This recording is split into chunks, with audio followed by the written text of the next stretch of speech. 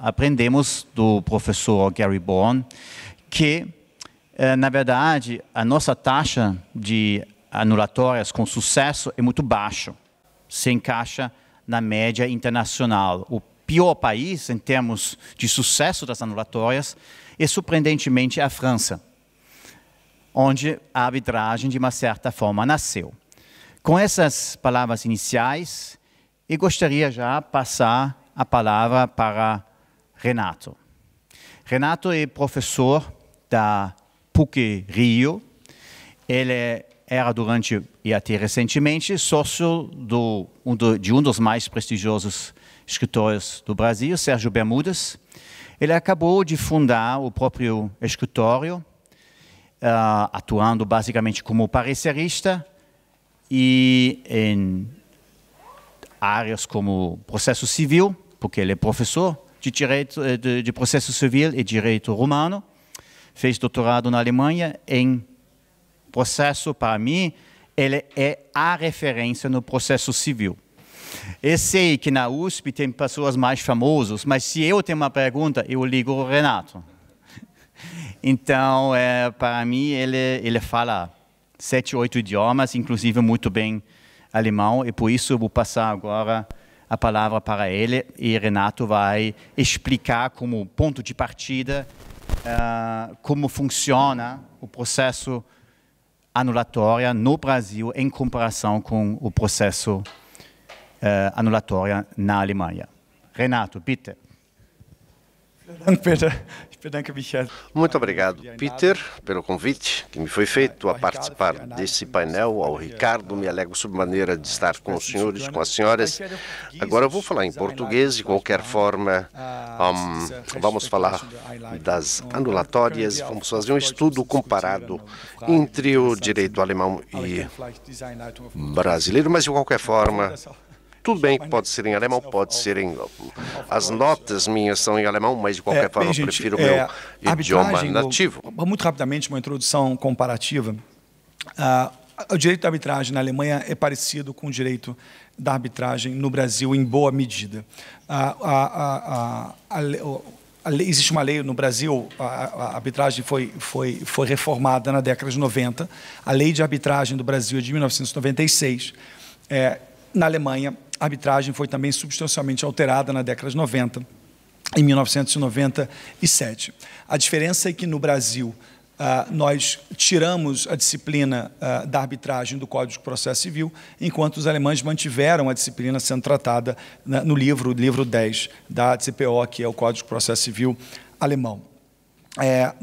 Brasil e Alemanha seguem basicamente o modelo da UNCITRAL, com algumas variações locais, mas nesse sentido as nossas experiências são semelhantes.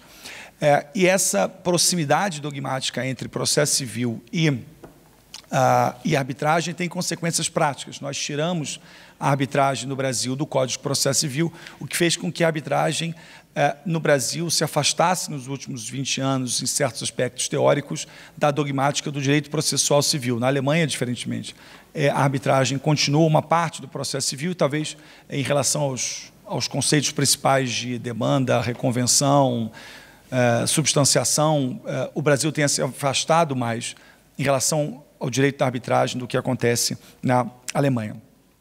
É curioso para nós brasileiros que uma das razões do sucesso da arbitragem a partir da década de 90 tenha sido a extinção do Vollstreckbar Erklärung, que é essa declaração de executividade que ainda existe na Alemanha e que no Brasil foi extinta na década de 90, e que é curioso para nós, nós descrevemos essa exigência de homologação judicial das decisões, das sentenças arbitrais como um grande empecilho para o desenvolvimento da arbitragem. Nós costumamos dizer que esse era talvez o grande empecilho para o desenvolvimento da arbitragem no Brasil, embora, curiosamente, na Alemanha essa necessidade de homologação continue existindo.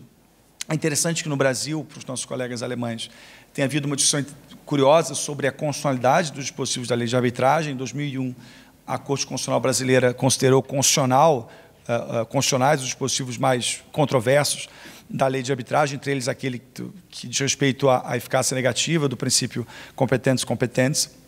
Nós, no Brasil, adotamos a Convenção de Nova York em 2002. A Alemanha havia feito isso na década de 60 ainda. É interessante que, no entanto, ainda que nós tenhamos adotado a Convenção de Nova York depois da edição da Lei de Arbitragem, muitos dispositivos da Lei de Arbitragem já copiavam, em boa medida, as disposições da Convenção de Nova York. Então, embora a Convenção de Nova York tenha sido adotada no Brasil apenas na década de 2000, a lei que lhe é anterior, em boa medida, incorpora alguns dos seus dispositivos ou dos seus princípios. Nós seguimos no Brasil, ao tratar da diferenciação entre arbitragem nacional e internacional, o Territorialitätsprinzip, é bem alemão nesse sentido, embora... Aliás, tanto no Brasil como na Alemanha, nós reconhecemos em boa medida a importância da autonomia das partes para a determinação da nacionalidade da arbitragem. Diferentemente do que acontece na França, por exemplo, no entanto, nós tratamos arbitragens internacionais e nacionais de modo, ainda que haja um procedimento diferente de homologação para sentenças estrangeiras, o tratamento legal das arbitragens nacionais, domésticas e estrangeiras no Brasil é único, é unitário, diferentemente do que acontece, por exemplo, na França, o que explica, aliás, as dificuldades que nós passamos para importar certos conceitos franceses para a arbitragem no Brasil. Bom, para os senhores e as senhoras terem uma ideia, em 2021, nas 8 principais câmaras de arbitragem do Brasil, foram iniciados 322 arbitragens, num valor de mais ou menos 55 bilhões de reais, o que dá mais ou menos 10 milhões de euros. As arbitragens duram, em média, no Brasil, nessas 8 principais câmaras, em torno de 18 meses. O Stefano poderá corrigir os meus números sobre a DIS, que é a instituição alemã de arbitragem, mas, em 2021, salvo engano, foram 133 novas arbitragens, num valor de em torno de 1,5 bilhão de euros, com uma duração do procedimento médio de 12 meses. A arbitragem no Brasil ela é marcada por uma confluência de influências distintas. Nós temos, por exemplo, uma influência francesa em relação à interpretação do que deve ser o princípio competência-competência, embora nós, em português, falemos competentes. O competência no Brasil é muito mais francês do que alemão. Nós temos recebido, nos últimos anos, também influência americana. A ideia de cross-examination, por exemplo, é muito habitual no Brasil. E, recentemente, talvez em razão do trabalho muito frutífero de cooperação entre a DIS e as câmaras brasileiras de arbitragem, nós reconhecemos, agora falando da influência alemã, nós temos regras sobre a arbitragem no direito, arbitragens que não são coletivas, mas arbitragens societárias que envolvem um número maior de sócios de empresas. Nós recebemos em boa maneira, ou copiamos em boa maneira, o modelo alemão, o modelo do anexo 5 do regulamento de arbitragem da DIS. Ou seja, eu poderia descrever o direito da arbitragem no Brasil como com uma grande abertura a influências estrangeiras. Falando de digitalização, durante a pandemia, os processos de arbitragem foram totalmente digitalizados. Para os senhores e as senhoras terem uma ideia, em 2022, depois da pandemia, quando as audiências passaram a poder ser presenciais, ainda assim, mais da metade das audiências realizadas no CANSA-CBC, na Câmara de Arbitragem da Câmara de Comércio do Brasil, Canadá, continuaram a ser remotas. Quer dizer, apesar do fim da pandemia, apesar da possibilidade de realização presencial de audiências, nós continuamos a fazer, em boa medida, audiências remotas. Apenas também para, talvez, facilitar a comparação que os meus colegas de mesa farão, a estrutura judiciária do Brasil lembra da Alemanha, são 2 estados federais, embora a Alemanha seja mais federal do que o Brasil, com mais competências para os estados. Nós temos no Brasil uma competência ordinária, uma Ordentliches Streit- und Zivilgerichtsbarkeit, como na Alemanha. Nós temos uma divisão de ramos da justiça que lembra muito a Alemanha. Nós temos uma estrutura judicial de Amtsgerichte, juizados especiais, Landesgerichte, varas cíveis, Oberlandesgerichte, tribunais de justiça, Bundesgericht, Hof Superior Tribunal de Justiça, Bundesverfassungsgericht, Supremo Tribunal Federal. Ou seja, a comparação é fácil entre Brasil e Alemanha, porque os institutos, a organização judiciária dos 2 países é semelhante. Por exemplo, é difícil explicar para um americano o que é o Superior Tribunal de Justiça e o que é o Bundesgerichtshof. Não é difícil explicar para um brasileiro o que é o BGH e explicar para um alemão o que é o STJ, porque funcionalmente eles compartilham muitas características. A justiça no Brasil tem se digitalizado de modo crescente recentemente. A primeira lei sobre digitalização da justiça é de 2006, salvo engano. Também na Alemanha houve uma reforma da legislação processual para, digamos assim, incentivar a digitalização. Mas, no Brasil, o grande salto da digitalização se deu em 2015, com a entrada em vigor do novo Código de Processo Civil, e na Alemanha, salvo engano, com a lei de 2021 sobre sobre o Ausbau des elektronischen Rechtsverkehrs. Então, eu posso dizer que no Brasil, talvez nós estejamos um pouco mais adiantados em termos de digitalização da justiça, e aí falo da justiça estatal, do que a Alemanha. Para os senhores e senhoras terem uma ideia, em 2021, 97% dos novos processos já foram distribuídos no Brasil de forma inteiramente eletrônica. E aí, para terminar, falando mais especificamente da anulação de sentenças arbitrais, de reconhecimento de sentenças arbitrais estrangeiras, no Brasil, diferentemente da Alemanha, a competência para decidir sobre o reconhecimento de sentenças arbitrais estrangeiras é exclusiva do Superior Tribunal de Justiça, do BGH, o que talvez para os alemães soe estranho. A Alemanha optou por estabelecer uma competência dos tribunais de justiça, dos OLGs, para julgar demandas que versem sobre a arbitragem. No Brasil há uma diferença. O reconhecimento das sentenças arbitrais estrangeiras se dá exclusivamente pelo STJ. Antes era até a Corte Constitucional, hoje apenas o STJ, enquanto na Alemanha, a anulação de sentenças arbitrais se dá com uma competência normal das varas cíveis, dos Landgerichte, o que não acontece na Alemanha, em que os tribunais de justiça continuam competentes para julgar essas demandas que versem sobre a anulação de sentenças arbitrais. Em relação ao reconhecimento no Brasil, o ponto de referência é a Convenção de Nova York. É verdade, nós não fazemos revisão au fond. O sistema brasileiro é o sistema italiano, chamado de giudizio di delibazione, a italiana,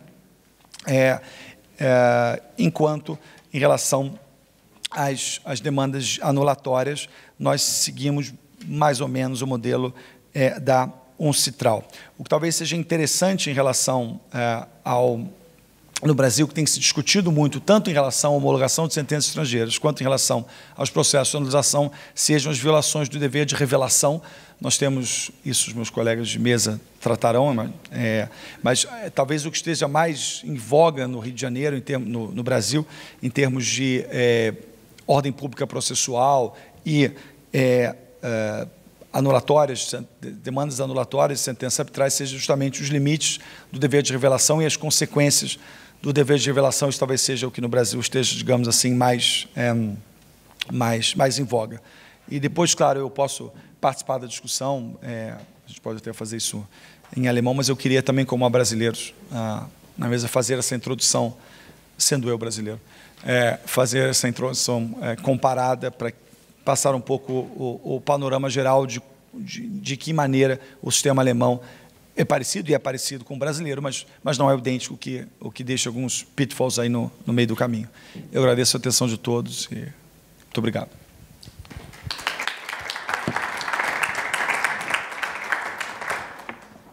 Vielen Dank, Renato. Muito obrigado, Renato. Olha, o debate deve ser aprofundado, ou seja, o assunto deve ser aprofundado no debate, principalmente as consequências das estruturas organizacionais dos processos anulatórios, a contestação das decisões. No Brasil, 3 instâncias, nada de pular instâncias, ou seja, as instâncias, quando vai tudo pelas instâncias, tudo pode levar de 4 a 6 anos. Isso, por exemplo, quando se trata de anular uma sentença, ou seja, uma decisão por parcialidade de um dos árbitros, isso leva muitíssimo tempo. Então, são várias as instâncias, são as 3 instâncias no Brasil que têm que ser percorridas. Passarei daria a palavra ao Sr. Geier, ministro emérito do Tribunal Constitucional Alemão. Vou lhe apresentar em português, já que todo mundo conhece aqui em alemão. Há um ministro emérito do Tribunal Constitucional juiz de Alemão. carreira, e ele seguiu a carreira muito rapidamente na Justiça de Hessen, do que eu lembro. Foi nomeado ministro do Superior Tribunal de Justiça da Alemanha, ingressou uma turma de direito civil, participou de importantes decisões nesse tribunal e, em seguida, foi nomeado ministro do Supremo da Alemanha. Diferentemente do Brasil, o mandato do ministro no Supremo é limitado, 12 anos, sem renovação. É impressionante, vocês podem muito bem ver, o senhor Geier é bem novo, e ele já é aposentado desse tribunal desde 2016, então a carreira dele foi realmente um foguete. E desde então, ele atua como árbitro e também, o que eu li, ajudou a OAB da Alemanha em dados conflitos como tipo de mediador. Ele vai nos apresentar um caso muito importante na Europa, que começou em Lausanne, na Suíça, na Corte de Esporte Internacional. Isso talvez eu faça uma pequena explicação, uma pequena introdução.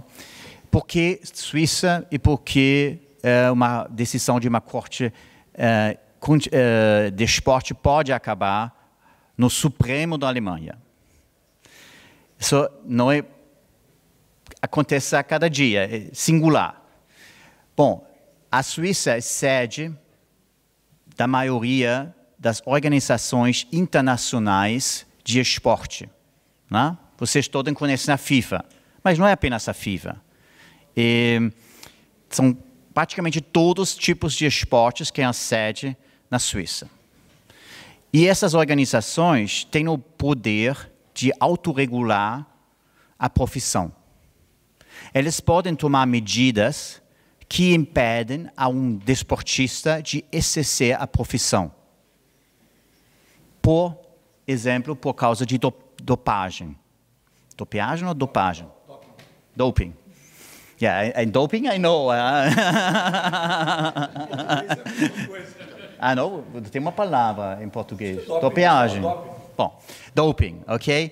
E em alguns anos atrás, acho mais que 10 anos atrás, o tribunal condenou uma desportista alemã, muito famoso na Alemanha, um esporte não tão praticado no Brasil, patinação de velocidade.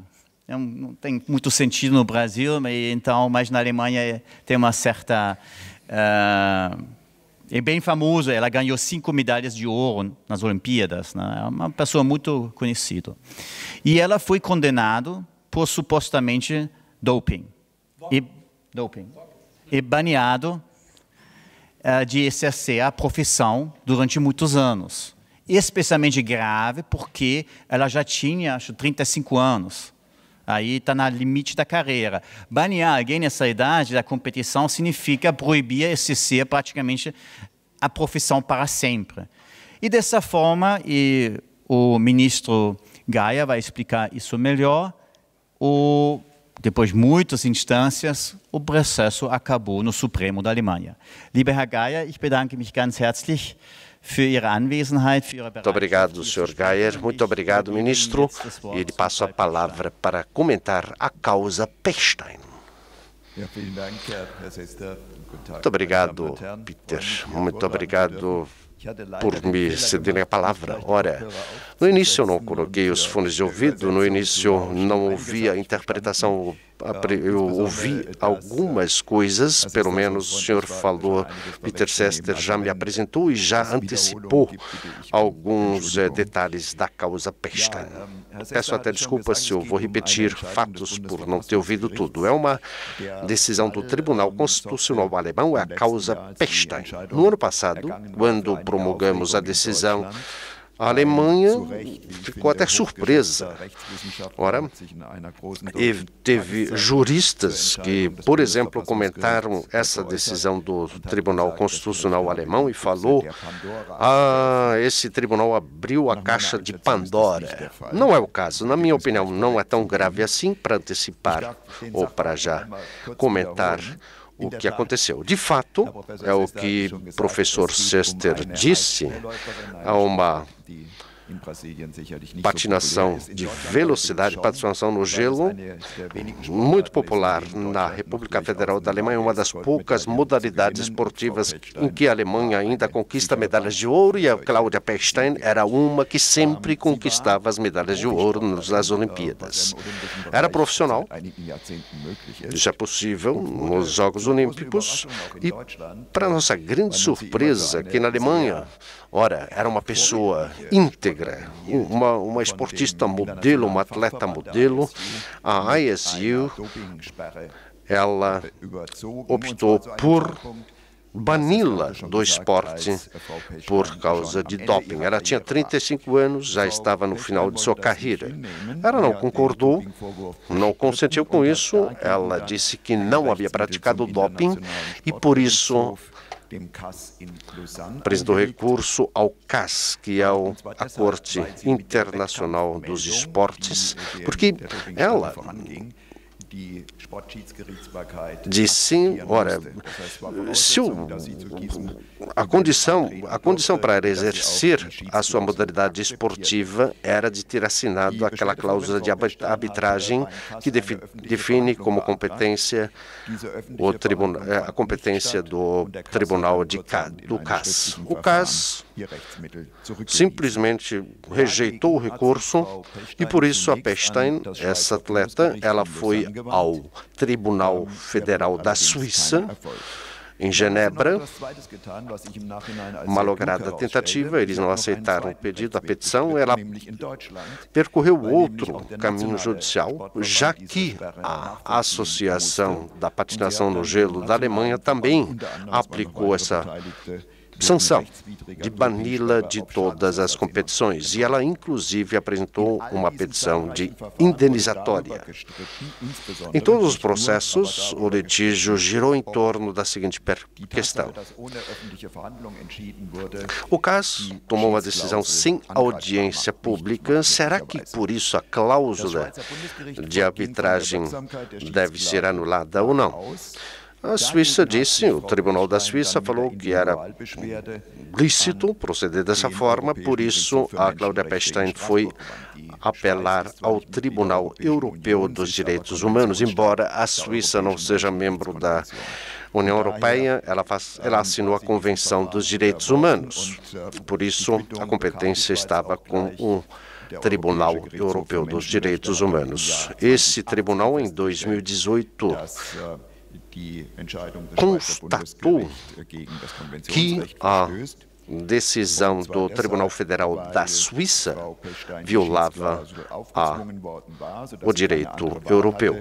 Como ela teve que assinar essa cláusula de arbitragem para poder exercer a sua modalidade esportiva, era ilícito o procedimento adotado pelos suíços, e por isso o Tribunal Europeu dos Direitos Humanos disse que ela foi forçada a assinar a cláusula de arbitragem. Ou seja, se você não abre mão da arbitragem ou quando não é voluntário, aí fere os direitos humanos, artigo 6º da Convenção Europeia dos Direitos Humanos, que define processos justos e regulados.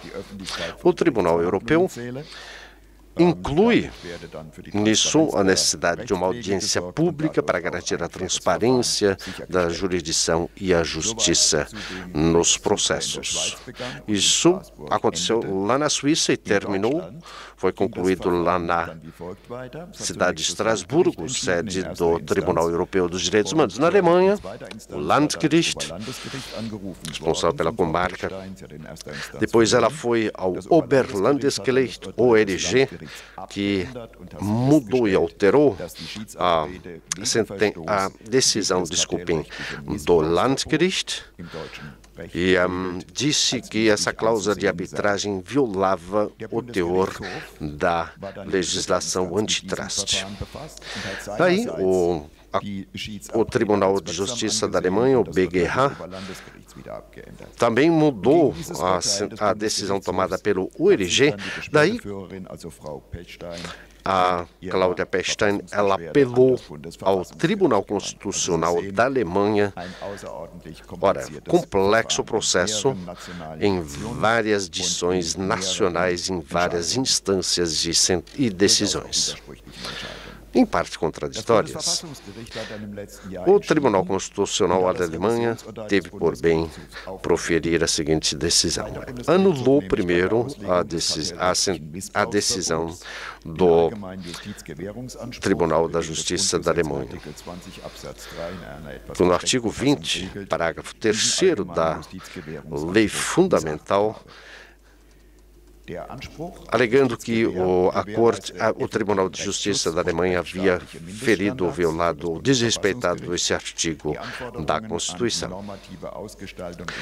Então, a configuração normativa dos processos de arbitragem não pode ficar aquém, ou seja, abaixo daquilo que o Tribunal Europeu dos Direitos Humanos havia formulado, criticando a estrutura do CAS, que é aquele Tribunal Internacional dos Esportes. Aí, o Tribunal Constitucional alemão chega à conclusão que houve violação da audiência obrigatória dos processos e, por isso, anulou a sentença arbitral. O BGB, Código Civil da Alemanha, e outras leis, como, por exemplo, a lei antitrust, elas foram citadas como referência e fundamentação. O problema que surgiu com a decisão do Tribunal Constitucional é o princípio da audiência pública. E, ao mesmo tempo, as sentenças arbitrais e as cortes de arbitragem, elas primam pelo caráter não público, ou seja, até normas de confidencialidade e sigilo que nem podem revelar, as partes nem podem revelar a existência de um processo arbitral. Se, ao mesmo tempo, o Tribunal Constitucional alemão exige audiência pública, ora, para essa área do esporte não foi lá tão difícil. O CAS mudou as suas normas processuais. Agora, para a arbitragem comercial, a revelação ao público, em audiências públicas, vai ser um problema, já que normalmente as partes estão bem interessadas em absoluta confidencialidade. A ver se o Tribunal Constitucional alemão, em sua decisão, vai ter efeito nas sentenças arbitrais. Por isso, convém avaliar criteriosamente o Tribunal Constitucional alemão. Não foi uma decisão proferida por uma turma, um Senado, composta de 8 juízes. Trata-se de uma decisão proferida por uma Câmara. As câmaras são compostas de 3 juízes apenas e ainda tem que tomar uma decisão unânime. Essas decisões das câmaras apenas podem ser proferidas quando, e aí eu cito a lei, quando a avaliação da pergunta que levou a petição ao tribunal já foi tomada pelo Tribunal Constitucional alemão. Ou seja, há algumas questões de princípios do direito constitucional que só podem ser reguladas e decididas pelo Senado, ou seja, não por uma Câmara de 3, por uma turma de 3, mas por um dos 2 Senados do Tribunal Constitucional. Isso com base de todas as sentenças proferidas pelos Senados. Ou seja, nada de novo, ou seja, os Senados e o Tribunal Constitucional ainda não interferiram de forma decisiva em sentenças arbitrais e na arbitragem internacional. Essa decisão apenas faz referência à praxe da jurisdição dos Senados do Tribunal Constitucional. A arbitragem particular, o seu direito é fundamentado na lei fundamental que garante liberdade às partes. E, ao mesmo tempo, a Câmara do Tribunal Constitucional também só segue a jurisdição existente interpretando com isso a legislação alemã. Com isso, todas as decisões do Tribunal Europeu de Direitos Humanos devem ser respeitados e devem ser considerados pelo Tribunal Constitucional como suporte à interpretação. Aí não se trata de uma paralelização esquemática do direito internacional com o direito alemão. Trata-se de copiar ou de aceitar as avaliações materiais. Por isso, a Câmara ela concedeu esse direito para que a decisão do Tribunal Europeu de Direitos Humanos pudesse fazer jus ao artigo 6 da Convenção dos Direitos Humanos. Ao mesmo tempo, o Tribunal Europeu exige que a pessoa não deva ser obrigada a assinar a cláusula de arbitragem. Para ela, não tendo assinado a cláusula, ela teria abdicado da possibilidade de exercer a sua profissão de esportista. Para transferir isso ao direito constitucional da Alemanha, a Câmara ela aplica o controle de teor de contratos de fiança ou de garantia, que normalmente parte do pressuposto de que ambas as partes têm pesos desiguais ou não equitativos. Assim sendo, o Tribunal Constitucional não reconhece o dilema da esportista. Nesse caso, poderíamos aplicar a lei constitucional, não abrindo com isso a caixa de Pandora, mas pelo menos abrindo uma porta, uma fresta, para garantir uma audiência pública até na arbitragem comercial, já que na área comercial não é raridade você ter parceiros e partes, desculpem, de pesos e de poderes desiguais. Poder desigual que justifica a obrigatoriedade da audiência pública. A princípio, a Câmara, então, se ateve a decidir nessa questão da esportista e não em termos do direito constitucional básico. A Câmara, ela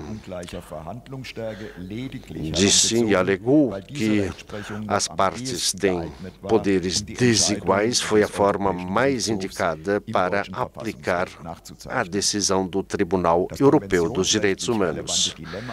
O dilema de ou assinar cláusula de arbitragem ou abrir mão do exercício da profissão é apenas um sintoma de uma falta de equidade muito acentuada entre as partes. Ou seja, a Câmara tomou uma decisão que não deve ser hiperinterpretada. Ela tomou a decisão num determinado caso individual. Ao mesmo tempo, isso não traz problemas para sentenças arbitrais comerciais. Nada mais do que isso aconteceu e, com isso, eu acredito que podemos dar por encerrada a discussão sobre essa questão. Muito obrigado por sua atenção.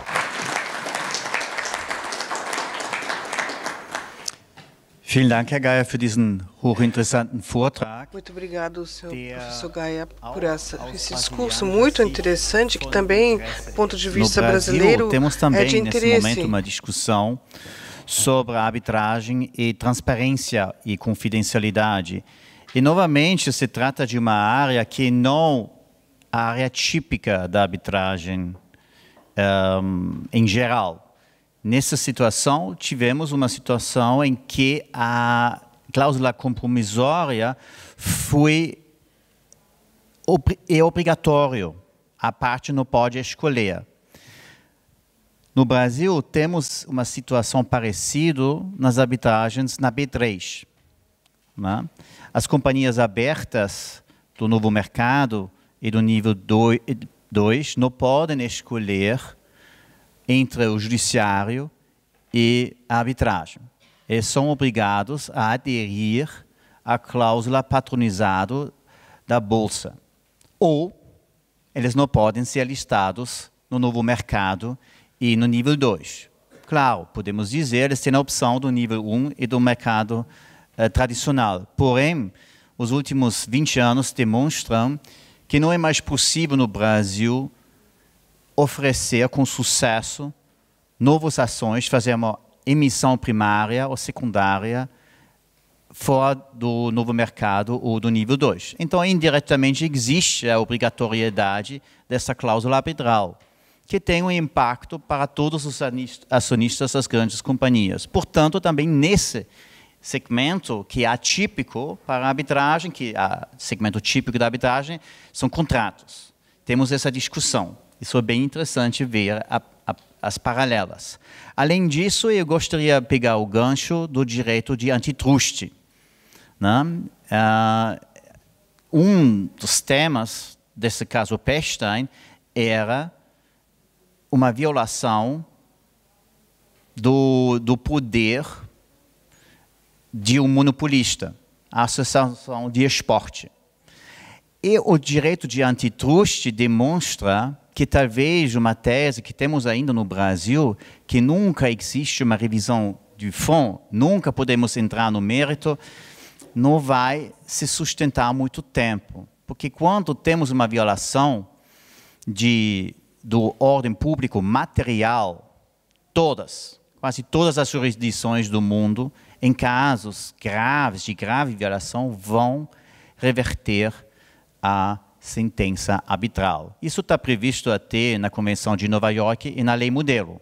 O nosso artigo 32 da Lei de Arbitragem só se refere a assuntos processuais, mas vamos supor que um belo dia, ou um dia ruim, na verdade, um tribunal arbitral toma uma decisão violando a obrigatoriedade de não discriminar, que é obviamente uma regra do direito material da Constituição.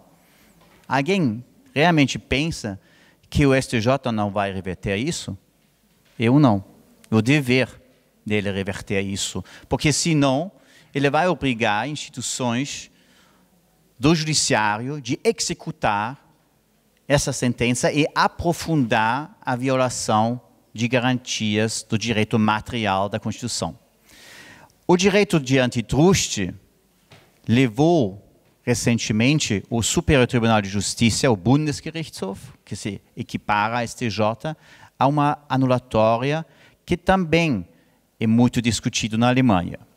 E agora vou passar, que obviamente é do direito material, e essa sentença vai ser apresentada pela professora Antje Baumann. Antje Baumann é hoje uma das mais procuradas árbitras da Alemanha, com uma escritório boutique de arbitragem e contencioso em Hamburgo. Ela passou, igual a Carsten e a mim, pela melhor escola de advocacia da Alemanha, Freshfields. Não tem outro escritório com essa qualidade na Alemanha. E ela fez o mestrado em Berkeley, que é uma outra paralela que temos, que acabei de dar um curso de verão na Faculdade de Berkeley. É um grande prazer, uma enorme honra de ter ela aqui no nosso painel. E ela vai agora apresentar esse caso que também causou bastante rumor na comunidade de arbitragem da Alemanha. Liebe Frau Baumann, ich übergebe Ihnen das Wort. Ja, ganz herzlichen Dank, lieber Herr Sester, für die freundliche... Muito obrigado, Sr. Sester, pela amável apresentação. Muito bom dia a todos que estão aqui nesse belo dia em Frankfurt. Então, direito antitruste é a palavra-chave certa sobre o que eu vou falar nos próximos 7 minutos. Eu acho que isso é o controle material de sentenças arbitrais e quando estas sentenças podem ser anuladas por tribunais normais. Então, todos conhecem o princípio na anulatória em demandas anulatórias, uma sentença arbitrária não é examinada do ponto de vista do conteúdo, pelo que eu entendi uma revisão de fundo não é feita pelos tribunais estatais. A única exceção que é válida é o Ordre Public, que nós na Alemanha encontramos no parágrafo 1095, e lá está escrito que uma sentença, reconhecimento de uma sentença não pode ocorrer se o resultado vai contra a ordem pública, a ordem pública. E uma violação, então, é uma realidade se não pode ser combinada com aparentemente não pode ser combinada com o interesse público da Alemanha. Então, levanta-se a questão se essa sentença arbitrária fere uma norma que é a base dos regulamentos estatais e econômicos do país. O que já é reconhecido normalmente é que a norma do direito antitrust é parte desse ordem public. Durante muitos anos, desde a reforma do ano 1998, foi até que ponto os tribunais estatais, com suas sentenças, podem controlar sentenças do direito das sentenças antitrust. Então, claro que é feito um controle, mas também havia o Oberlandesgericht que também faziam esse controle. E no ano passado, em setembro 22, houve uma decisão do BGH que se ocupou intensamente com essa questão. E verificou, então, que sentenças arbitrárias com a aplicação do parágrafo 19 contra a limitação da concorrência e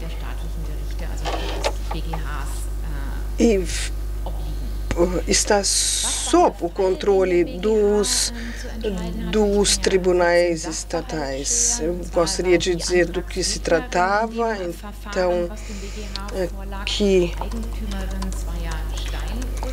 se tratava da parte oponente, que era proprietária de uma pedreira e o seu contrato locatário foi anulado, querendo forçá-la a formar uma empresa conjunta com a segunda locatária. Isso dependia do volume de negócio dessas pedreiras. O pensamento por trás disso era: se você se livra da concorrência, então o volume de negócio aumentaria, o faturamento aumentaria.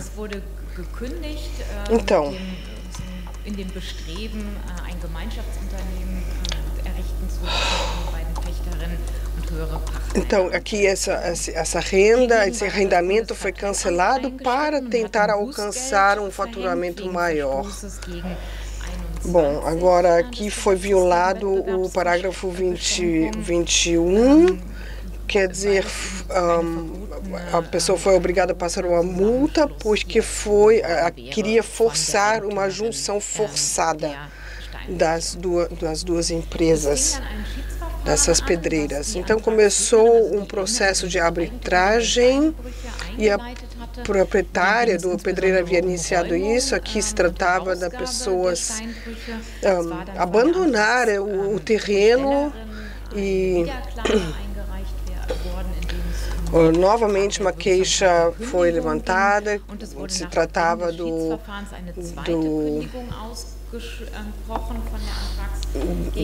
cancelamento desse contrato, com o objetivo de que essa segunda pedreira seria alugada também àquela outra empresa para aumentar, então, o arrendamento. O que aconteceu, então?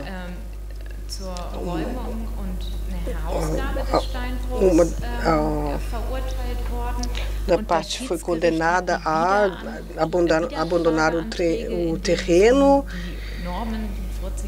e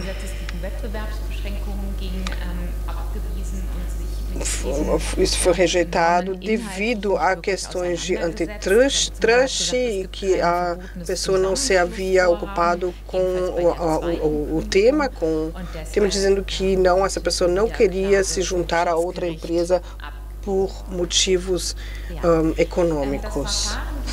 O processo então continuou, foi até o Oberlandesgericht Frankfurt, que na Alemanha seria assim a primeira instância, primeiro nível responsável pelo anulatório de sentenças arbitrárias. E o Oberlandesgericht, então, confirmou a sentença arbitrária com o argumento dizendo que está certo que os parágrafos 19 e seguintes contra a ordem pública, são contra a ordem pública, mas que não é responsável por um controle do conteúdo, se é que o Tribunal de Arbitragens não aplicou de forma certa as normas, quer dizer que não foi feito um controle antitrust e também não um controle sumário das violações do direito antitrust.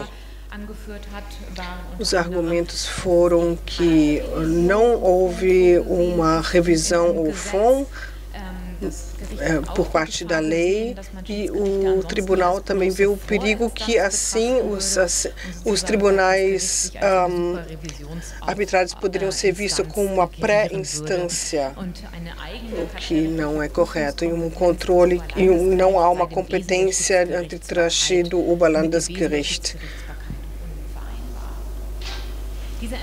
Essa sentença, então, foi levada ao BGH e o BGH, então, anulou a sentença devido à aplicação errônea do parágrafo 19 seguinte. O BGH salientou que parágrafo 19 serve para a proteção de uma competitividade que funcione e também o bem-estar público e por isso faz parte da ordem pública, do Ordre Public. E uma sentença-chave do BGH foi que não se tratava aqui de ver se há uma violação, disse que cada violação contra uma norma antitrust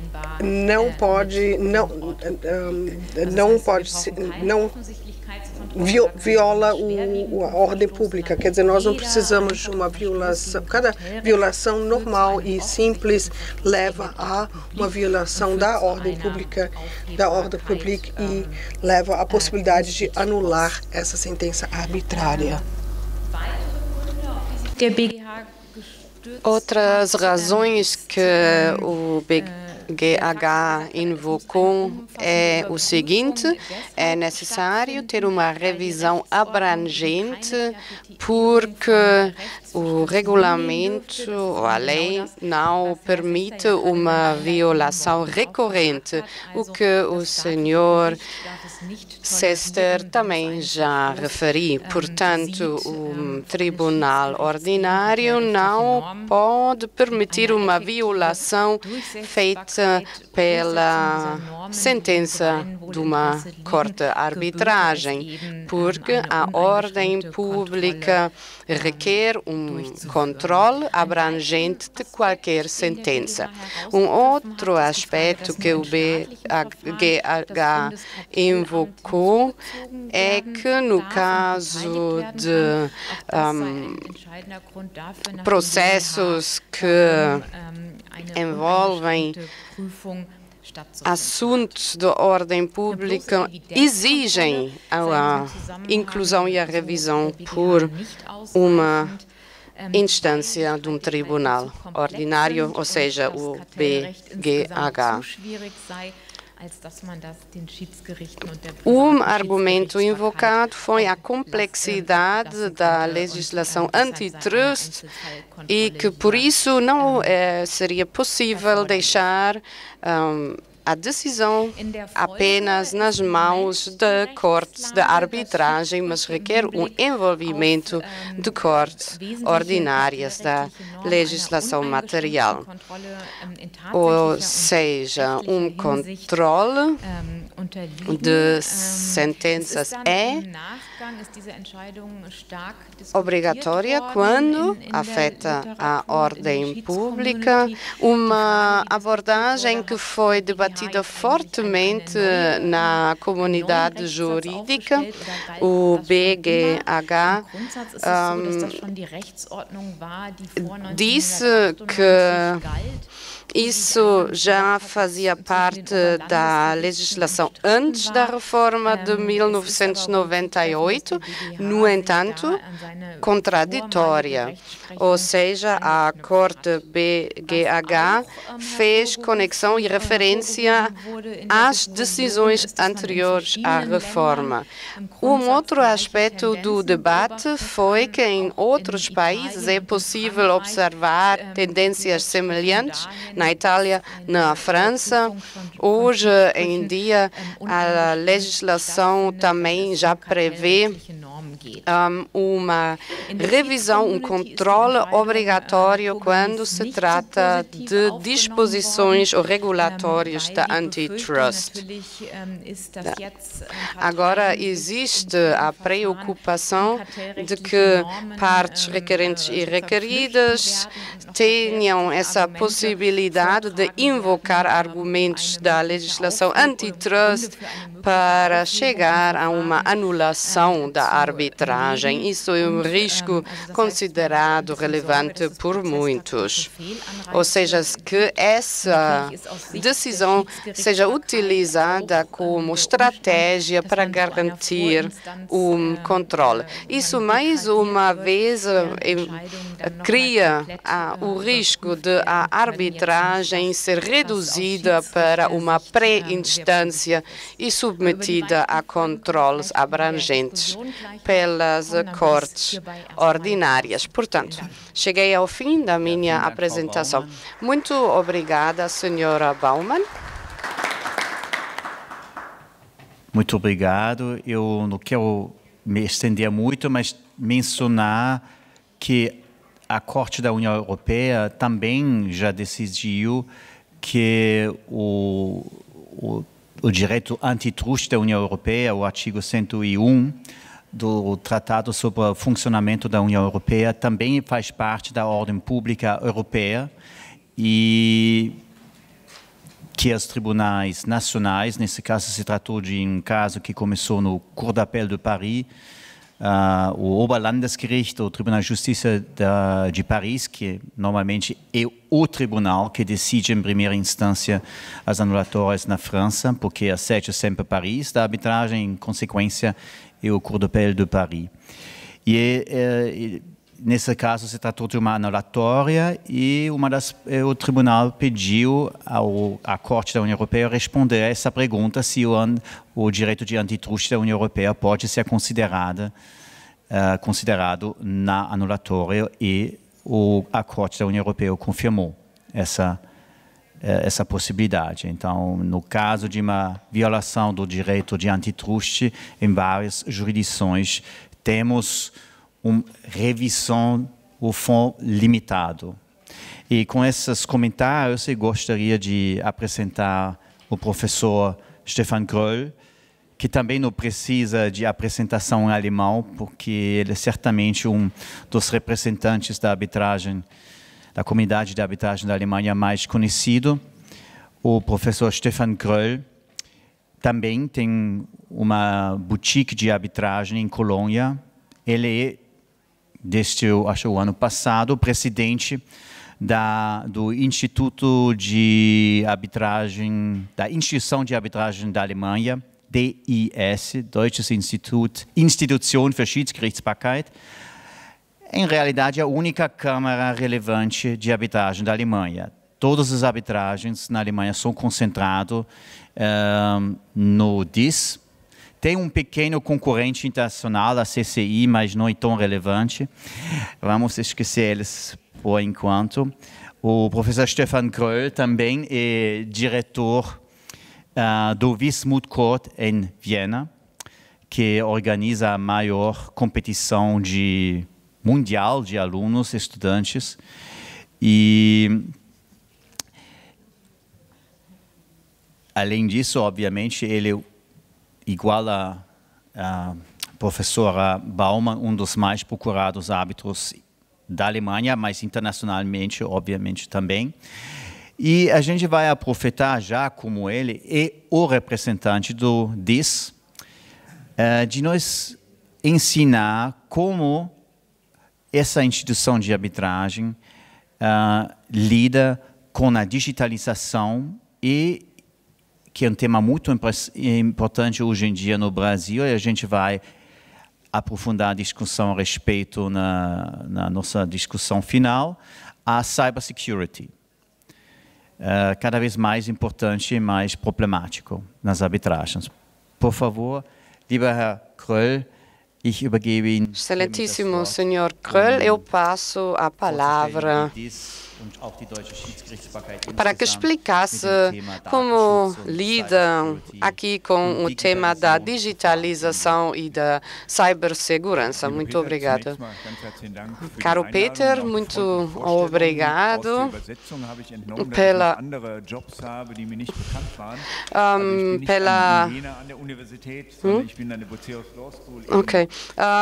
uma correção da tradução. Eu não sou professor na universidade.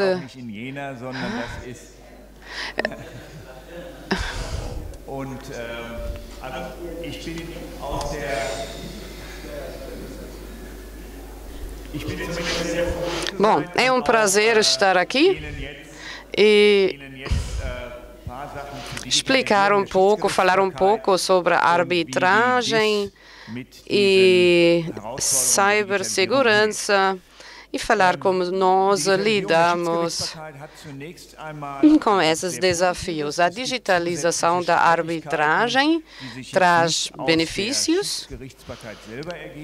Há desafios, no entanto, resultantes da digitalização, que não é específica à arbitragem.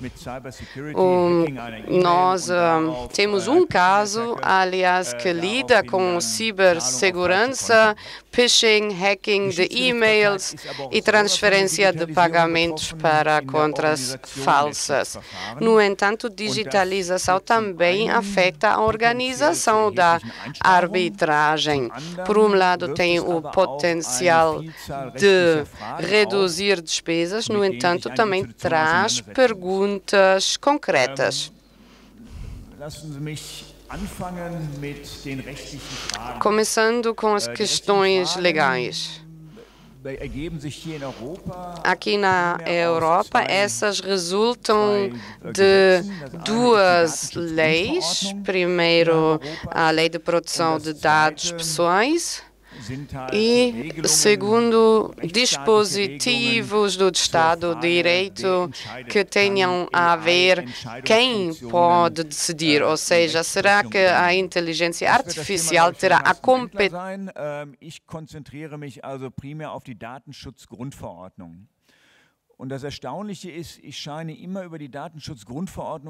De dados. Eu sempre falo na proteção de dados quando tenho encontros com brasileiros. A última vez que fiz uma fala acerca do tema foi em São Paulo, 2019, Camp CC. E eu então perguntei aos árbitros presentes, quem acha que esse tema tem relevância também para os presentes, ou seja, legislação de proteção de dados europeia. 5 pessoas levantaram a mão, o resto achou que não tinha relevância nenhuma. Mas eu disse, não, esse tema também é relevante para todos os presentes aqui. Os que acharam não relevante partiram do princípio que a eles se aplicam apenas as leis e os dispositivos da legislação brasileira da arbitragem. Mas ao fim da minha fala ficou patente que o regulamento da proteção de dados pessoais também é relevante para os que não são da União Europeia, porque eles processam, tratam dados. E um requisito desse regulamento é minimização dos dados. E tenho a certeza de que todos os presentes aqui já fizeram a experiência em que receberam uma document production e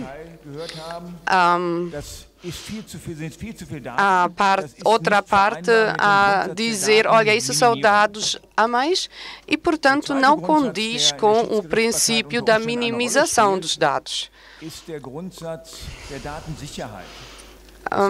O segundo princípio é a segurança dos dados, ou seja, quem processar dados tem que assegurar a segurança do processamento, do tratamento dos dados.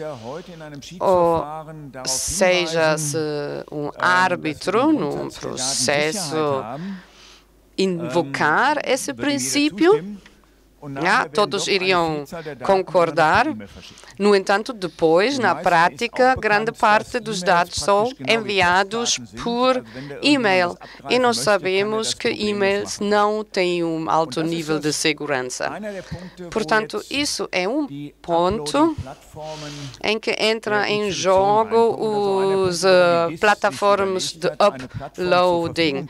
Portanto, uma solução que nós, como disse, temos é criar uma plataforma que permite a troca de dados de forma segura no âmbito de um processo de arbitragem. Portanto, todos os documentos relevantes num processo de arbitragem podem ser colocados ali na plataforma, garantindo a segurança desses. Ou seja, as preocupações resultantes do regulamento da proteção de dados, que na prática muitas vezes não são levadas a sério, mas que uma instituição da arbitragem tem que levar a sério, esses desafios, essas preocupações podem ser ultrapassadas mediante uma plataforma. Primeiro ponto. Segundo ponto, essas plataformas também aumentam a eficácia do processo, porque basicamente todos os documentos relevantes se encontram numa plataforma. E nessa plataforma também é possível integrar outras ferramentas que permitem uma busca rápida em todos os documentos e o risco de uma informação assíncrona é muito menor. Claro, o fator humano sempre pode esquecer um e-mail que foi enviado de um colega. No caso de uma plataforma que tem todos os dados, esse risco é muito menor do que nos outros casos. A instituição pode ter uma administração do processo muito mais fácil. Agora, qualquer instituição tem que se perguntar como lidar com esse assunto, como integrar a plataforma nos processos diários e qual plataforma a utilizar. Aqui também temos que observar vários pontos. Primeiro, o e-file existe há um mês. Depois de lançar essa plataforma, já tivemos o primeiro caso e poucos dias uma outra corte já também transferiu os seus casos para a nossa plataforma. Essa dis-e-file, como já disse, um mês na internet. Nós trabalhamos um ano para aperfeiçoar essa ferramenta.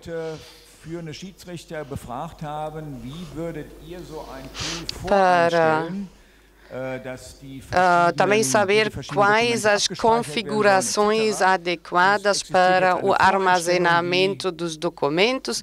E hoje temos pré-configurações que correspondem àquilo que a maioria indicou como relevante. No entanto, também é possível fazer uma configuração individual desse sistema, desse ficheiro eletrônico da DIS. É possível organizar a estrutura dos ficheiros como der jeito. O segundo ponto foi ver se a nossa plataforma corresponde a todos os dispositivos relevantes para a proteção de dados, armazenamento de dados. E dali resultante da legislação europeia, temos várias obrigações de documentação. Na Alemanha, temos essa tendência de observar tudo e qualquer dispositivo, e para o nosso provedor foi bastante difícil disponibilizar espaço para todos os documentos. No processo de preparar essa plataforma, fizemos uma análise dos nossos concorrentes, porque, claro, o árbitro não quer utilizar 5 plataformas diferentes, mas uma, independentemente da instituição de arbitragem. E na Europa já tivemos muitas que utilizaram o HiQ da Thomson, e o nosso pensamento foi, bom, podemos ou utilizar um sistema que muitos já usem, portanto, que conhecem. No entanto, se nós fizermos isso, se nós fizermos isso, então isso aumenta também um risco de ataques, de cyberataques. Porque, claro, quanto mais instituições usarem uma plataforma, mais sentido faz para hackers se concentrar nesse tipo de plataforma. No entanto, se nós tivermos uma plataforma com um reduzido número de processos, então somos menos interessantes para hackers. No entanto, o nosso pensamento foi o seguinte: bem, é quase impossível garantir 100% de cibersegurança. Os hackers têm interesse, em geral, em processos de arbitragem. Sabemos que muitos hackers vêm da Europa, da leste. E, claro, também temos Estados interessados nos dados da arbitragem, e por isso 100% cibersegurança não é possível. E, portanto, optamos por utilizar a mesma plataforma que também é utilizado por Estocolmo, os finlandeses, os austríacos, e aperfeiçoamos essa plataforma. O próximo passo, então, é como integrar isso no nosso regulamento de arbitragem. Aqui temos também várias opções. Por um lado, obrigatório, portanto, apenas processos utilizando essa plataforma são aceitos. No entanto, nós não queríamos introduzir esse princípio, porque sempre pode haver uma parte que não quer utilizar a plataforma. Segunda possibilidade, opt-in, opt-out. Na primeira fase, optamos pelo opt-in, ou seja, as partes têm que concordar utilizar essa plataforma. No entanto, vamos fazer uma revisão constante desse princípio, talvez chegando ao opt-out, ou seja, em princípio pela plataforma, e só quem não quiser pode dizer não. E agora nós temos que introduzir isso no processo da arbitragem. O que nós iniciamos agora, vamos fazer análises constantes. E poucos dias de nós termos lançado a plataforma, tivemos já o primeiro caso de que só passou pela plataforma. Agora, muitos aqui devem saber que o número de documentos é quase incontrolável e, portanto, faz sentido utilizar ferramentas digitais em vez de transportar ficheiros em papel. Nós também assinamos a Green Pledge e, por isso, paperless para nós é uma boa solução. Muito obrigado. Muito obrigado, Stefan. Ora, de fato, Jena e Wien, porque Viena, e por isso que a intérprete talvez tenha errado, Viena e Wien, talvez houve um trocadilho entre Viena e Wien. Professor Stefan Gröll, muito pela presença, também não somente pela presença hoje. O Stefan Gröll há muito tempo tem um carinho com o Brasil. Ele já viajou, como ele mencionou, em 2019, e a gente está trabalhando uma outra visita, talvez no ano que vem.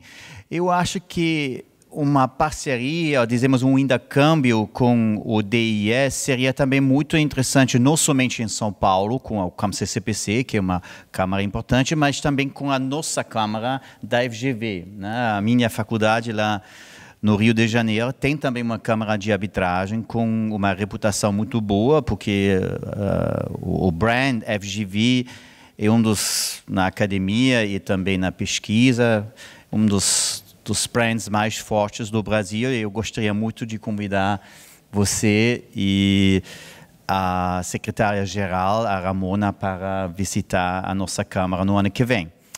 Com essas palavras, eu gostaria de pegar o gancho que o Stefan Gröll já construiu, Artificial Intelligence, inteligência artificial, para passar a palavra para Carsten Wendler. Carsten Wendler é sócio do escritório Freshfields. Tradicionalmente, o Freshfields tem dos departamentos de arbitragem internacional mais reconhecidos e mais famosos. Começaram, na verdade, Redfern Hunter,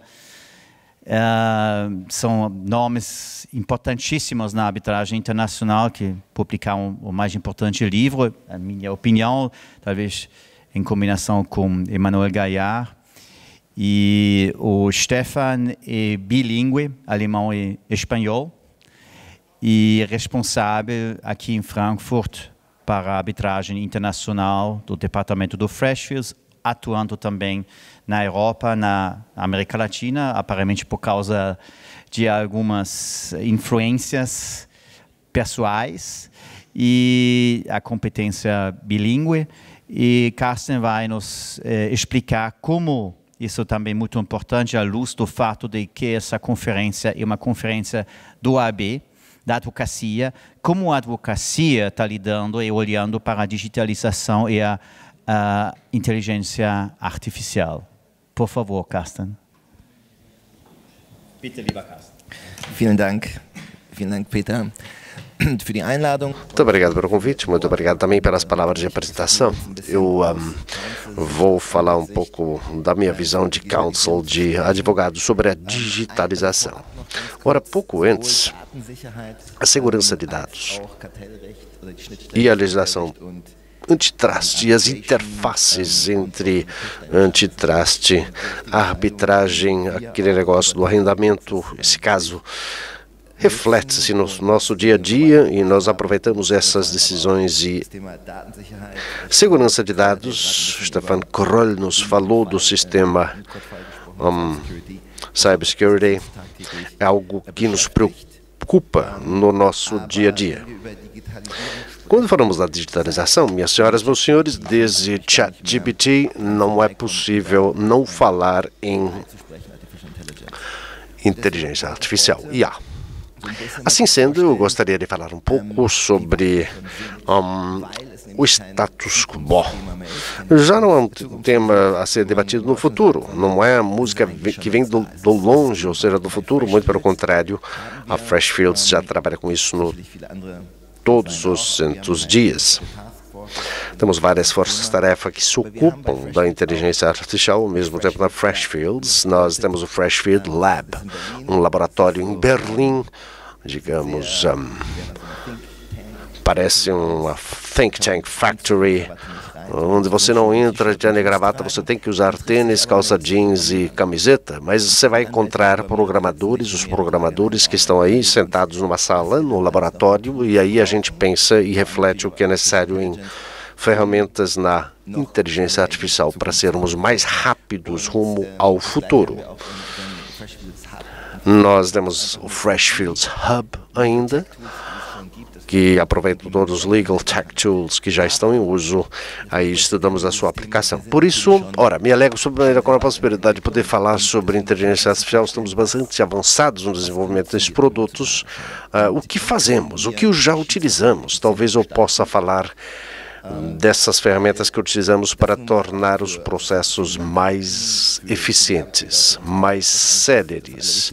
Para nós, para os nossos parceiros, é importantíssimo. Os tools da DIS também, todos eles querem aumentar a eficiência nos processos. Eu gostaria de apresentar 3 use cases, 3 casos específicos. Legal Research, ou a pesquisa jurídica, com os documentos que tem nas Document Review, Document Discovery, e, por fim, gostaria de falar também ou avaliar os argumentos que nós temos para análise de argumentos. Na Legal Research, nessa área, nos últimos tempos, nas últimas décadas, a gente trabalhava por tópicos, por itens, aquelas plataformas até de arbitragem internacional, onde você insere lá determinadas palavras e vai encontrar o direito casuístico. Caso você não tenha definido a palavra de busca correta, você não vai encontrar o file no arquivo. Por isso, nós trabalhamos com muitos associates e muitas vezes ficávamos dias fuçando arquivos para encontrar os precedentes, para encontrar alguma coisa parecida que talvez possa ser útil para trabalhar e para preparar os nossos argumentos, comparando-os com outros casos do passado. Isso leva muito tempo, é caro e, além disso, esses casos, você tem que fazer um resumo dos casos, uma sinopse e assim por diante. Hoje em dia não trabalhamos mais com palavras-chave, hoje trabalhamos com frases inteiras, completas, em nosso banco de dados, ou até argumentos, arguments, e a própria inteligência artificial, ela, digamos, faz uma busca em todos os bancos de dados para encontrar todos os casos que já trabalham com argumentos parecidos, que servem para alicerçar a nossa argumentação no debate. Nós ainda podemos falar das dificuldades e dos riscos. Já ouvimos e lemos na imprensa que a inteligência artificial até pode inventar casos. Isso acontece. Por isso é importante termos controle. Mas o primeiro passo, aquela busca nos arquivos, nos bancos de dados, aquela first level research já pode ser feita pela inteligência artificial. Antigamente, quem trabalhava era o trainee, o first year associate, e eles ficavam lá horas e horas trabalhando com bancos de dados. Isso a máquina faz com mais rapidez, para aumentar a eficiência dos processos, da preparação dos processos. Segundo campo, em que o Stefan Kroll já foi feliz em levantar essa questão, ou seja, muitos já devem ter tido conhecimento de muitos documentos. Os autos são volumosos, são calhamaços. Na outra, era um universo de documentos de 8 milhões de documentos que poderiam ser utilizados para a produção dos documentos. Ora, 8 milhões de documentos, não há como fazer isso manualmente. O ser humano não dá conta disso. 8 milhões de documentos. Basicamente, o que fazíamos era só colocar lá um tópico, uma palavra-chave, e aí a gente avaliava só isso, até com a parte adversária. Aqueles 8 milhões foram reduzidos a um volume manipulável. Mas, com isso, claro, temos o risco de incorrer em erros, cometer erros. O que já fazemos, no momento, é a predictive coding, ou seja, uma ferramenta de inteligência artificial é treinada com um kit de treinamento, esse iTool, essa ferramenta, ela aprende o que nós, a princípio, queremos descobrir. Quais os argumentos que nós tentamos identificar. Não são apenas palavras, são argumentos, são estruturas sintáticas que são buscadas nesses bancos de dados de 8 milhões de documentos que são fuçados e avaliados. Aí já teríamos como resultado o First Level Review. Não é possível excluir erros, mas, ora, no passado a gente trabalhava com 20 a 30 advogados contratados, terceirizados, que faziam First Level Review, ou Perconex e outras empresas que prestavam esse serviço. Há 8 milhões de documentos a avaliar, a analisar. Havia erros também, quando o processamento era feito por seres humanos. O erro sempre existe nesse processo. Mas, de qualquer forma, é o Technology Assisted Review. Há vários meses trabalhamos com inteligência artificial para pesquisar todos os documentos existentes que podem chegar a 8 milhões, como eu disse no caso concreto. Ora, interessante também para árbitros o que pode ser feito hoje em dia com a inteligência artificial.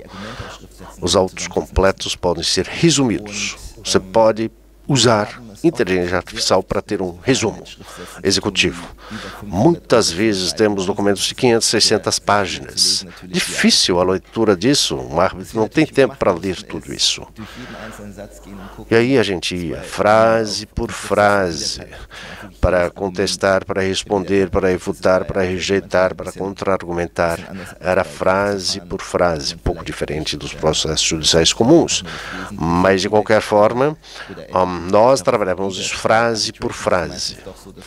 No caso da arbitragem, a gente não pode deixar nada como está, a gente tem que contestar. Contestar sempre, responder sempre. Agora, 600 páginas é muito tempo, um tempo valioso que a gente desperdiça. Se trabalhamos frase por frase, parágrafo por parágrafo, verificar se tudo isso condiz com a argumentação, etc. Há muitas repetições também nesses autos, nesses documentos. Hoje em dia é possível utilizar a inteligência artificial para trabalhar com resumos executivos. Ou seja, extrair dos autos só os argumentos. Claro que também há erros, mas é uma ferramenta que nos apoia nesse trabalho de formiguinha, porque são montanhas e rios de informações que a gente precisa triar de uma outra forma, para saber lidar, para poder lidar com esse volume. Vejamos as oportunidades de aumentar a eficiência. Ora, claro que os nossos clientes, eles adoram ouvir inteligência artificial. Querem trabalhar com uma sociedade de advogados que tenha inteligência artificial, que talvez possa ser utilizado na minha empresa. Eles falam, ao mesmo tempo, há desafios e riscos. Como já foi dito, como já disse, aliás, em parte já foi dito, a segurança de dados em primeiro lugar. Sigilo absoluto. Garantir que não sejam revelados a terceiros. Não podemos utilizar ferramentas públicas de domínio público para avaliar e ChatGPT ou outras coisas parecidas. Aí você vai carregar os seus documentos numa nuvem e isso não é permitido. Isso não pode acontecer. Precisamos de sistemas hermeticamente fechados, circuitos fechados, onde esses documentos tenham segurança máxima. Para garantir, sistema fechado, só isso que é possível na avaliação e na análise dos nossos documentos, ou seja, só nossos documentos, só nós, tudo de nossa autoria que circula nesse sistema sem acesso de terceiros. Sem isso, não haverá sigilo, não haverá tratamento confidencial dos dados. É um assunto de enorme envergadura, o sigilo é fundamental. Todos nos pedem que nada seja revelado a terceiros, é óbvio.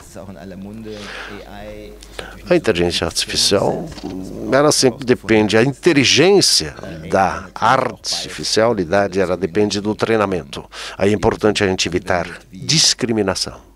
Efeitos de funil, discriminação, etc. Ou seja, a gente treina uma ferramenta de inteligência artificial e tem que ter em mente sempre que ela reproduz o conteúdo do treinamento. Quando trabalhamos com a inteligência artificial, ela nos ajuda, ela aumenta a eficiência, ela acarreta riscos. Talvez a inteligência artificial até se posicione, não seja mais parcial, talvez defenda a parte requerente ou a parte oponente. É algo a ser avaliado sempre. Se a inteligência, pelo fato de ter sido treinada, não é tendenciosa. Para os processos de arbitragem em si, as implicações são as seguintes. Nós trabalhamos com o Silicon Valley Arbitration and Mediation Center. Entramos em contato com eles e cooperamos com eles e avaliamos quais são os tópicos decisivos, quais são as diretrizes para o uso da inteligência artificial. Qual seria o conteúdo das diretrizes de inteligência artificial no mundo da arbitragem? Um dos princípios deveria ser o seguinte: inteligência artificial, você tem que fazer disclosure, ou seja, mostrar e usar processos transparentes e falar e comentar. Olha, eu usei inteligência artificial para fazer análise. Mas são 7 diretrizes que nós falamos, não vou citar todas para que tenhamos tempo para debate. Agora, se trabalhamos com inteligência artificial, se há erros, a responsabilidade não é da inteligência artificial. A responsabilidade pelos erros é minha, é nossa. Se alguém usar de subterfúgio a inteligência artificial e delegar essa responsabilidade à inteligência artificial, isso é besteira. Ou seja, nós somos responsáveis pelo que nós assinamos. Ninguém vai dizer, foi a inteligência artificial que errou, eu assinei por ter confiado nela. Responsabilidade é nossa. Segunda diretriz é a integridade do processo de arbitragem não pode ser colocada em xeque. Não pode sofrer riscos. Porque no passado houve casos em que até meios de prova foram criados pela inteligência artificial. A inteligência artificial, pedimos que ela procurasse um documento e ela, de repente, criou um documento que parecia ser verdadeiro, ou seja, a integridade não pode ser colocada em xeque pela inteligência artificial. E, por fim, diretriz, para que possamos, a última diretriz, a última norma, desde o ponto de vista advocatício do advogado, quem trabalha com arbitragem e inteligência artificial, a decisão não deve ser feita pela inteligência artificial. É o árbitro que decide. É por isso que formamos árbitros no processo de arbitragem. Se temos resumos feitos pela inteligência artificial, só se ambas as partes concordam, é isso que ficou consagrado em nossas diretrizes. Definido. Só isso para início de conversa, para que possamos debater o assunto.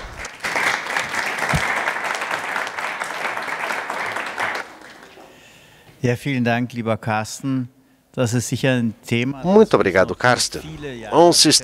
É um tema que vai nos ocupar e preocupar ao longo de anos, por muitos anos. Eu gostaria também vamos ter até congressos sobre painel, estamos chegando AI. perto do final, mas tem um tema que acho muito importante para discutir. Eu sei que o ministro Gaia e também a Frau Baumann já prepararam também um pouco um posicionamento. E o termo técnico já foi mencionado antes aqui várias vezes, hackeamento, hacking. Eu gostaria de formular uma pergunta. A gente falou sobre anulatórias por causa de violação da ordem pública processual.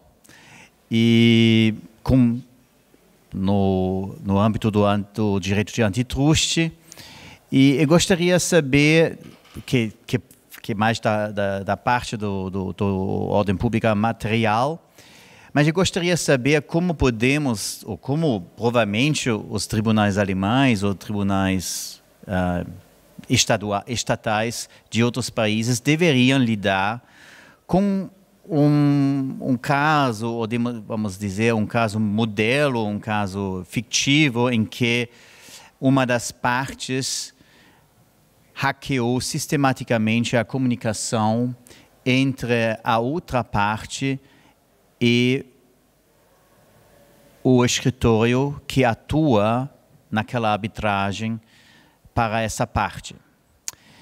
Supondo que o tribunal arbitral ficou sabendo, antes do proferimento da sentença arbitral, desse hackeamento, mas ignorou, em princípio, esse fato. O objeto do hackeamento, o conteúdo do hackeamento, não eram somente provas, mas também toda a estratégia processual de uma das partes, que gerou, provavelmente, uma vantagem enorme na condução do processo. Depois do proferimento da sentença arbitral, a parte que era a vítima do hackeamento entra com uma ação anulatória contra aquela sentença parcial. Como os tribunais estatais deveriam lidar com esse tema? Esse é um tema que, a meu ver, nas discussões preliminares, a gente percebeu que tem elementos do direito material e do direito processual. Para ser mais preciso para a pergunta, eu vou traduzir isso pessoalmente agora em alemão e dirigir novamente a pergunta, para não gerar uma confusão. Wir hatten schon während der ganzen Panel-Diskussion über das Problem Hacking gesprochen. Und das Problem Hacking ist ein sehr gravierendes Problem und ich würde gerne, auch weil wir im Vorfeld dieses Panels bei der Vorbereitung schon darüber gesprochen haben, gerne natürlich erstmal... Professor Peter Sester está traduzindo a pergunta outra vez para o alemão, aquela do hacking, pelo qual uma das partes causou um dano e obteve vantagens no processo de arbitragem sobre outra parte. Repetindo o caso fictício, e a pergunta era como os tribunais vão lidar com essa questão, os tribunais da justiça comum. Gegenstand des Hacking sind nicht nur Beweismittel, sondern auch die gesamte Strategie in dem Schiedsverfahren, das zwischen den Parteien geführt wird. Die Tatsache des Hackings ist unstreitig. Es fand statt. Wie genau, wer genau es in Auftrag gegeben hat, ist unklar. Auch das Gericht, das Schiedsgericht, bekommt irgendwann Informationen über diesen Vorgang, misst dem aber weiter keine Bedeutung zu und erlässt einen Teilschiedsspruch oder einen endgültigen Schiedsspruch. Die unterlegene Partei ist natürlich unglücklich mit der Situation und strengt ein Anfechtungsverfahren bei Gericht an. Jetzt meine konkrete Frage, zunächst mal an Herrn Geier. Wir haben anfänglich letzte Woche mal darüber gesprochen beim Mittagessen. Repetida a pergunta, ele se dirige ao Sr. Geier, ministro emérito do Tribunal Constitucional. A Justiça Comum, o que faria com essa anulatória?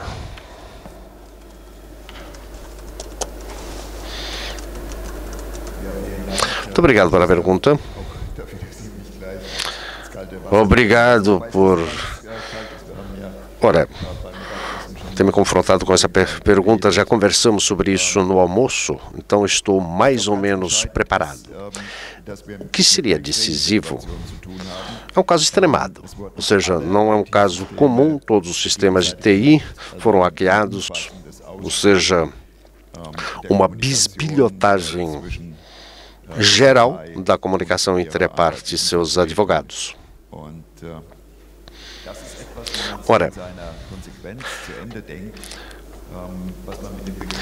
no fundo, a nossa chanceler uma vez chamou isso de terras ignotas, que não conhecemos até hoje.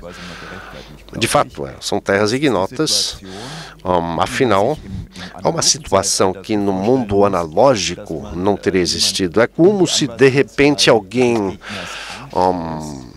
quebrasse as portas, um espião colocado na mesa da parte adversária, nos advogados que participam das negociações e do contato entre a parte e os seus advogados, ou seja, um espião.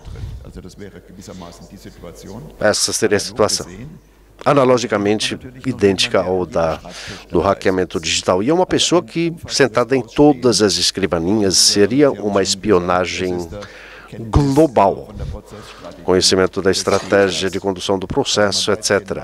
Saberia, então, a parte que enviou o espião, quais os argumentos que serão colocados em primeiro plano, quais os argumentos que a outra parte ia omitir e modular a sua estratégia de condução do processo de acordo com as descobertas feitas por espionagem, munir-se de meios de provas e assim por diante, ou seja, uma vantagem sobre o adversário, conhecendo a tática processual. Ora, nesse caso, seria a proponente a vítima do hackeamento, não é? Talvez a gente possa inverter essa avaliação também, sendo a parte oponente a hackeada. Mas a legislação alemã seria viver isso uma violação do ordre public, com anulação necessária da decisão de arbitragem de acordo com o Código de Processo Civil, ordre public, não haveria reconhecimento dessa sentença. Ordre public, violação da ordre public, aí seria desigualdade de armas. Eu não gosto tanto desse conceito, já que é meio bélica a expressão. Talvez a gente possa falar em, digamos, tratamento equitativo das partes, mas Waffengleichheit, que igualdade no porte de armas, é um conceito que muito se usa na Alemanha quando falamos em processos equilibrados e equitativos. Em 2021, qualquer violação de igualdade de armamento também seria uma violação da ordem pública, que induz necessariamente a anulação da decisão da arbitragem. As duas partes devem ter a possibilidade de apresentar os seus argumentos, de pleitear, etc. Tudo isso estaria em xeque, ou pelo menos em risco, quando uma das partes sempre tem uma vantagem de conhecimento. Há uma assimetria de informação, de poderes, de armas, entre aspas, como dizemos aqui na Alemanha. Essa falta de igualdade de armas também não pode ser restrita, pode ficar restrita a determinadas manifestações. Não, todo o processo estaria contaminado e, por isso, deveria ser anulado. Desde o meu ponto de vista, muito indica que a sentença seria anulada. Outros efeitos, quem viola ordem public só seria violada no próprio processo, não na constituição da arbitragem, ou seja, da corte. Dessa forma, a parte proponente poderia tentar repetir esse processo de arbitragem, mas a ver se isso funciona. Se a proponente não conseguir provar isso com plausibilidade, até a segunda ação levada, ou a segunda petição à corte de arbitragem estaria contaminada, porque outra vez resultaria em uma sentença a ser anulada. Acredito, então, que uma junta de arbitragem não seria competente nesse caso, já que a segunda tentativa também ia levar a malogro. Nesse caso, o próprio oponente poderia apelar à justiça comum e poderia levar isso à justiça comum. Um resultado, ora, o proponente teria perdido a oportunidade de concluir o processo contra a parte oponente. Não teria como ganhar a causa. Isso é problemático. Se nós temos bisbilhotagem da parte oponente, aí a causa ficaria mais complicada e vou lhes poupar das minhas ideias. Mas seria interessante inverter a lógica. Estamos um pouco atrasados, mas de qualquer forma, antes de mais nada, talvez eu possa falar da parte oponente aqui hackeada ou bisbilhotada. Ora, nesse caso... Não, vamos parar por aqui, porque, por enquanto, falta tempo para avaliar a questão. Mas estamos com falta de tempo, ao mesmo tempo a senhora Baumann, que preparou esse caso fictício ou hipotético, talvez ela também possa nos falar da sua posição, da sua avaliação da causa. Ora, concordo com o que o Reinhard Geier disse, corroboro todas as suas teses. Em matéria de fatos, o direito material, vejamos no caso, bom, trata-se de um contrato de direito material, a petição, ou seja, resolução do conflito num tribunal, numa junta de arbitragem. Se eu sou a parte oponente hackeada, eu não quero mais trabalhar com esse proponente. Talvez eu possa até rescindir o contrato de arbitragem. Talvez seja possível. Outra possibilidade seria de pedir indenização. A parte hackeada ou bisbilhotada poderia pedir indenização, já que alguém hackeou todas as suas negociações com os advogados. Talvez o processo perdido possa reverter em indenizações da outra parte. A ver se a justiça comum será capaz de trabalhar com isso, mas de qualquer forma, sair dessa cláusula de arbitragem seria possível nesse caso e seria o resultado correto. A parte bisbilhotada, hackeada, deveria, então, ter o direito de rescindir a cláusula de arbitragem ou ir para uma segunda arbitragem, normalmente com a perda da causa. Bom, se eu compreendo bem, o direito de rescindir uma cláusula de arbitragem, o contrato de arbitragem independe do fato de ser parte proponente ou oponente, só se trata de quem foi hackeado. Quem foi hackeado tem o direito de rescindir o contrato de arbitragem, já que houve uma quebra de confiança e ela constitui justa causa para a rescisão do contrato. Bom, talvez o senhor Beneducci gostaria de comentar algo ainda. Está com a ponta na língua. Ora, é só uma pergunta. A revisão no direito, na lei brasileira, deve ter uma violação grave do código processual. Ou seja, normalmente não temos revisão, não é regra. Agora, quando temos uma violação do direito processual, é possível ir à revisão apelando à violação da ordem pública, ou seja, tem que ser fato grave. A normal, a justa causa, ou normal, a grave e os motivos normais. Muito obrigado a todos que participaram. Muito obrigado também aos colegas que estão aqui no painel pela paciência gostaria de agradecer a todo mundo pela presença e pela preparação intensiva. Não sem mencionar que estou muito feliz, depois de 10 anos, estar de volta nessa faculdade, onde passei como professor titular 1 ano e meio, eu acho, como diretor do Institute for Law and Finance. É uma grande alegria voltar para a Alemanha. Acho que é a minha primeira conferência desde então. São conferências internacionais, é legal falar de vez em quando na língua materna, apesar do fato que gosto muito do português. Muito obrigado e um bom dia. Agradecemos ao professor Peter pela moderação e aos ilustres palestrantes e convidamos todos para uma pausa de 10 minutos para o registro fotográfico do evento e um coffee break aqui do lado de fora. Muito obrigado.